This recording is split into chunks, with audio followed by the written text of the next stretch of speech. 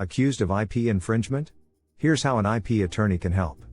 You've built your TikTok shop business from the ground up. But now, you've been accused of infringing on someone else's intellectual property. Your listing is suspended, your revenue has stopped, and you don't know what to do next. Sound familiar? IP disputes are common on TikTok shop, and sometimes, sellers are falsely accused. But whether the claim is legitimate or not, you need to act fast. That's where an IP attorney comes in. Here's how we can help.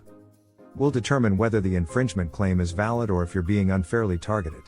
We'll craft the right legal response to TikTok and the rights owner. If needed, we'll negotiate settlements or fight false claims to protect your reputation and revenue. TikTok Shop takes intellectual property violations seriously, and so should you. Whether you're dealing with a valid claim or fighting a wrongful suspension, having the right legal team on your side can make all the difference. Your business is your livelihood. Don't let an IP dispute take it away.